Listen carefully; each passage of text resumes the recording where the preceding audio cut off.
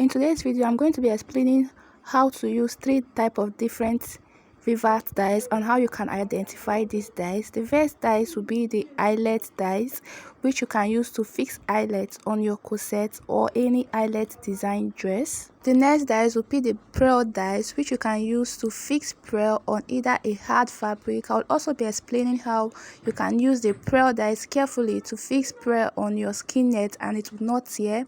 I use this pearl dies to fix my bead on this dress and it came out nice. I also use it to embellish the down of this dress. The next will be the fancy pressing button dies.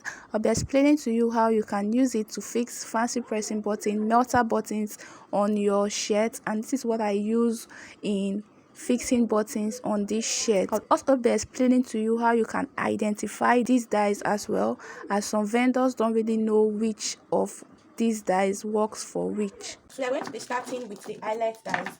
So this particular dies here is the eyelet dies. This is what it looks like. This is how the inside is. Mine is a bit rusted because I got it a while ago. This was the first dies I got, and this is what the up part look like. It comes like this, just two. Now there's a knot here and it's actually tieable to keep your dies in place, but I will not be tying mine firmly as I will be applying different dies. So you are going to just loosen the dies here and you are going to fix the wide one on this hole here like this. Now, and you are going to screw this screw at this point to keep it firm. Can you see? It's not firm enough. You can use a screwdriver to make it firm, but I will not want to be making it firm so that I can easily remove and put another one. So coming to the up part, there is a hole at the up part here like this, and if you look at these other dies for the up, all of the dies that goes to the up has a screwable top part like this. On this up part here, you are going to screw this part in. Okay, you screw it in firmly like this. Now for the eyelet, they do sell it in packs, but then you can still get it in smaller quantity. Now there's one tool that people that make eyelets in the market use, but I do not have that, so I'll be sharing with you the method I normally use when I'm fixing my eyelet. Now if I'm fixing it on a corset dress, I do not fix in my boning so that I can easily fold the fabric like this. So when I place the fabric on fold, you have to give it just a tiny notch like this, because if the hole is too gap, the eyelet might fall off. So when I cut it open like this, you can see how small this cut is. I'll clip it at the both corners like this. Okay, so it should just be wide enough for the eyelet to fit in and not be too tight. So I'm not cutting a hole, I'm simply clipping it like this. So I'll take an eyelet. You will always see this and this part in the pack, even if you're buying the small one, it always comes like that. So now for this part here, it goes in like this. This is the place where I have opened, so I'll just fix it in like this. That is after you have fixed your eyelet. Next, you are going to take this other round stuff. Looking at it, you notice that one part is roundly smooth while one part is going inward like this. Now this part is very smooth, is where it will be at the top like this. So you're just going to push it in.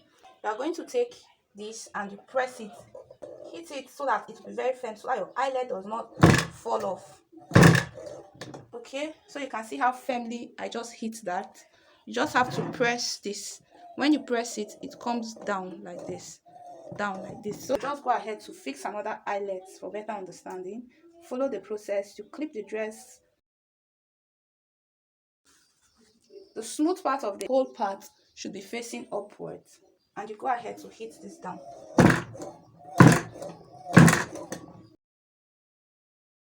I'm going to move to the next dies. I'll just come back in here and I'll unscrew my screw like this, and I'll remove this, and I'll also screw out this part as well. So this is the pearl dies.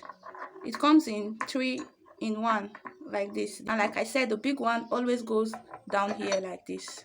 Now if you notice the whole of this, so if you notice it, one is bigger than the other. Now this big hole is for big pearl. I have 2 bead here. Now this is the size of one, while this here is another pearl bead, and this is the size of the other. You can compare that one is bigger than the other. Now these beads are actually holeless. There's no hole in this bead. It is called holeless bead, and it's not a must for you to get it in packets. They do sell it as well in small quantity. So here they are both holeless. Now like I said, we have 2 dies. these the two dies. Now this dies is for the bigger bead. You can see how it fits into it, while this other dies is for the smaller bead. So the next thing you need now, you need pins. They do sell it in pack, but you can still get them in small quantity. So this is how the pin look like. You can see that it has a very sharp tip. You can see, right? This is how that comes in, very small. Now this part that has the sharp part like this is going to be facing up. If you take note, there's a hole on this part. There's a hole here. So you are going to fix it, making sure that the sharp part is facing up. So you fix it in like this. You are going to screw in this other one. Whichever size you are working with, you just screw it in like this. You are going to take your fabric you are working with, and you ensure that the right side of whatever you are working with is where it's sitting on these big dies.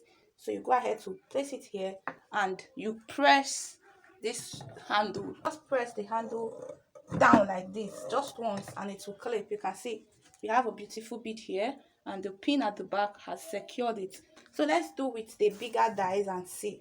So you unpin this one. I already have a bead on these dies already, so I'll just screw it in like this.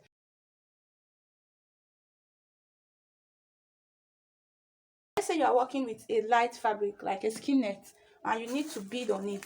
Now you need to be very careful when you are beading on a skin net so that it doesn't tear. So when I have fixed my pin and my bead already, the right side of your skin net should be facing the bead. You don't need to apply a lot of pressure when you are working with skin net or any light fabric at all. All you have to do is just give it a little touch like this, just a touch, and that is it. You can see that it's thick. Now do not worry if it is strong or not, because if you go ahead to apply a lot of pressure, it would tear the net and the bead will not even stick because it's a light fabric. Especially when you get your dies new.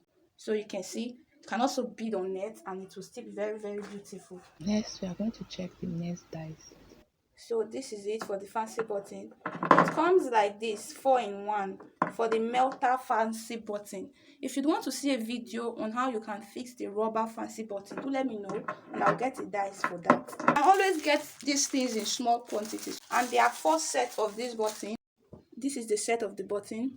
This one goes with this one, while this one goes with this one. Dies. Now for me, I use these dies to make, I use just 2 sets of these dies to make everything I want. I think these ones are just for extra. Fix the bigger one on the down part. And before I screw this one in, let me show you something. This part that is like this, the button eye, you can see that the button has a eye that is pointed, is going inward like this, and when you press it in, it sticks. Now like I said, this particular one is going with this one, so I'll put this button down. Now the right side of your fabric should be facing this button. Just place it in like this, hold it firmly down. You must have marked where you want your button to be. You apply pressure, and this pressure you are applying, you need to, like, after you have applied the pressure, you still hit it like this so that it would hold firmly. So this is one, and this is the right side of my fabric. You can see how very fine and professional this is. So for the next one, see the shape. This one has this pointed part like this on the down part. Now when you are fixing this other one, the place that is very smooth like this, when you touch it, you notice the smooth place.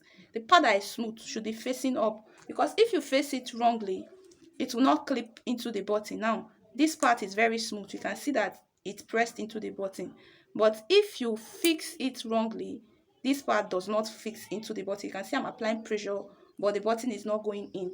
So just take note, you can just check it before you fix it. The part that is touching the button will be facing up like this, and the rough part is where we'll be facing down. And I press it down and I'll hit it too. So this is it.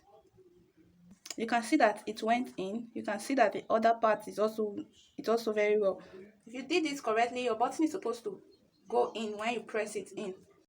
Thank you so much for watching, guys. See you in my next video.